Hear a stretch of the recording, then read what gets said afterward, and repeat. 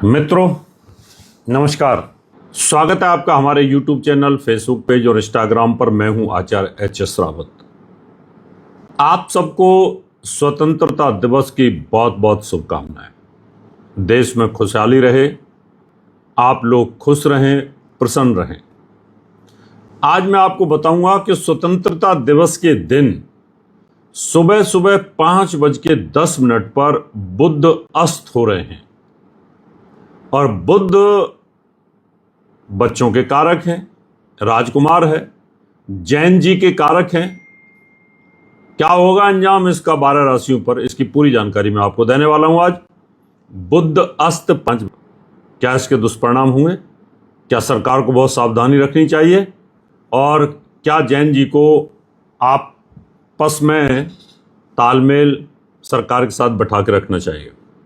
शुरुआत करते हैं आज मेष राशि से। मेष राशि पर शनि की 7.5 का प्रभाव है और मेष राशि पर बुध अस्त हो रहा है। मेष राशि वालों के लिए बुध छोटे भाई बहन और साथ में रोग चोट ऋण का स्वामी अस्त हो रहा है।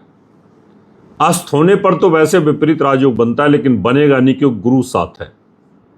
तो आपने अपनी हेल्थ का ध्यान रखना। मेष राशि वालों को खास हेल्थ का ध्यान रखना होगा। आपको हेल्थ में क्या प्रॉब्लम हो सकती है? आपको थायराइड हो सकता है, आपकी आंतों में तकलीफ हो सकती है, पेट में तकलीफ हो सकती है, किडनी की प्रॉब्लम हो सकती है, क्योंकि आपके किडनी के स्थान पर किडनी का कारक शुक्र भी नीच होकर के बैठा हुआ है। ध्यान रखना है। यूरिनल प्रॉब्लम्स आपको आ सकती हैं और स्त्रियों को पीरियड से रिलेटेड, यूट्रस से रिलेटेड तकलीफ आ सकती है। वृष राशि की बात करेंगे। वृष राशि का स्वामी शुक्र स्वयं नीच है, मंगल की दृष्टि और शनि की दृष्टि में पीड़ित है। आपको पेट से संबंधित रोग हो सकते हैं। और बुध धन का कारक और संतान का कारक है। गर्भवती महिलाओं के लिए कष्ट और धन का नुकसान होना। कहीं ना कहीं आपके साथ चीटिंग हो सकती है, कोई स्कैम हो सकता है, तो ध्यान रखेंगे आप। आपकी पढ़ाई में थोड़ी बाधा आ सकती है। मिथुन राशि की बात करेंगे। मिथुन राशि का स्वामी स्वयं बुध है, तो इन पर तो सबसे ज़्यादा कष्ट रहने वाला है।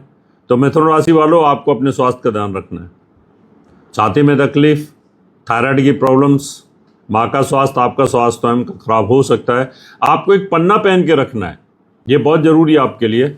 इसके पहनने से आपकी हेल्थ में अच्छा पॉजिटिव रहेगा, साथ में आपके पेट में और आपके साथ थायराइड से संबंधित बीमारियां कंट्रोल में रहेंगी। कर्क राशि की बात करेंगे। कर्क राशि में स्वयं में बुध अस्त हुआ है और छोटे भाई बहन और दादी का स्वामी होकर के अस्त हुआ है, तो दादी को तकलीफ हो सकती है, छोटे भाई बहनों को तकलीफ हो सकती है। तो इससे थोड़ा पॉजिटिव रहने की आपको आवश्यकता है। अब हम बात करेंगे सिंह राशि की। सिंह राशि पर केतु विराजमान है, सिंह राशि पर शनि की ढैया, और सिंह राशि में जो बुध है धन और लाभ का स्वामी है। व्यापारियों को भारी कष्ट हो सकता है, व्यापार में दिक्कत आ सकती है, ये इसका ध्यान रखेंगे। लेकिन क्या है कि बुध का 12वें भाव में विपरीत राजयोग भी बना सकता है, इसका भी ध्यान रखेंगे। लेकिन जिस दिन ये अस्त हो रहा है उसी दिन चंद्रमा का और बुध का राशि परिवर्तन भी है, तो ये दैन्य एक योग बनता है। तो व्यापारियों को खास तौर पर और जिनका लिक्विड कैश है उनको खास तौर पर और ध्यान रखना है, और ये बैंकिंग फ्रॉड से बचने की आवश्यकता है।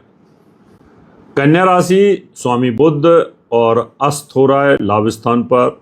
आपके कैरियर में, आपके स्वास्थ्य में, आपके लाभ में, आपके व्यापार में, आपकी दुकानदारी में कहीं थोड़ी सी परेशानी आ सकती है, इसलिए आप पन्ना पहन के रखें। यह आपके लिए थोड़ा पॉजिटिव रहेगा। भाग्य साथ इसमें दे नहीं रहा है, तो उसके लिए आप शुक्रवार का व्रत कर सकते हैं, मंगल और शनि की पूजा कर सकते हैं।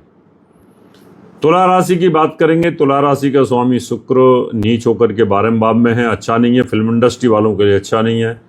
और साथ में जो बुध आपके कैरियर पर अस्त हुआ, भाग्य, इस भाग्य का नुकसान आपको हो सकता है। भाग्य के लिए काफ़ी कष्टकारी ये हो सकता है, इसका ध्यान रखिएगा। अब हम बात करेंगे वृश्चिक राशि की। वृश्चिक राशि का स्वामी मंगल अष्टम भाव में भ्रमण कर रहा है, मृत्यु स्थान में भ्रमण कर रहा है। आयु का स्वामी बुध अस्त हुआ है।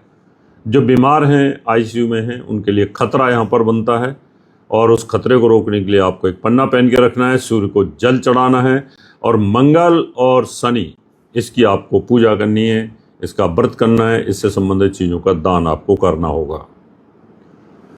धनु राशि की बात करेंगे। आपको ऊपर शनि की ढैया का प्रभाव है, इसलिए शनिवार का व्रत करें। और आपका बुध मैरिज का स्वामी है, आपके पत्नी पत्नी का स्वामी है, कैरियर का स्वामी है। बड़ा खराब योग है, यानी आपके स्पाउस पति पत्नी में से किसी एक का स्वास्थ्य खराब होना और स्वास्थ्य खराब होने के कारण आपकी जॉब पर खतरा होना एक बना हुआ है, अस्त है।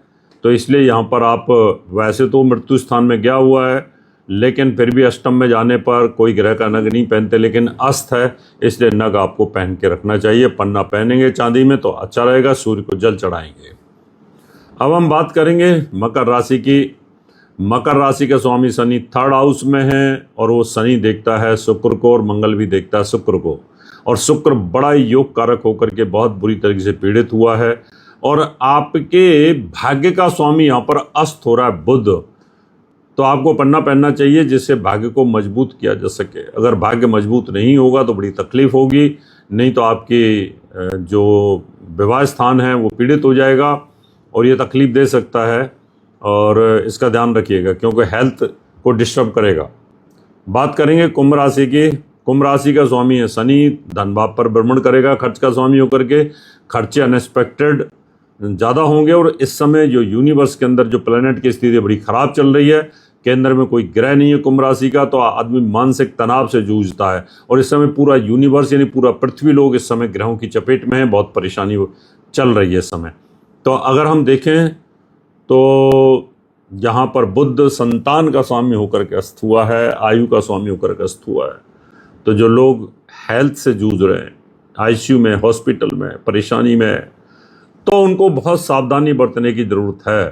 तो यहाँ पर तो मैं यही कहूँगा कि आप अपनी हेल्थ को सुधारने की कोशिश करें, आयु को बचाने की कोशिश करें। तो आपको एक पन्ना पहन के रखना चाहिए।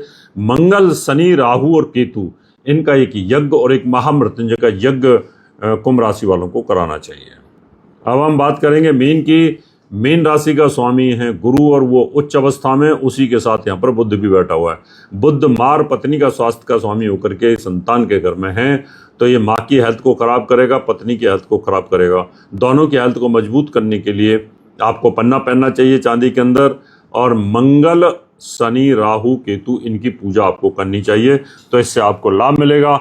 अन्यथा ये बुध आपके लिए कष्टकारी भी हो सकता है। तो मित्रों, ये था 15 अगस्त के दिन सुबह बुध का अस्त होना, एक अशुभ संकेत दे रहा है। इसमें बहुत सावधानी बरतने की आवश्यकता है।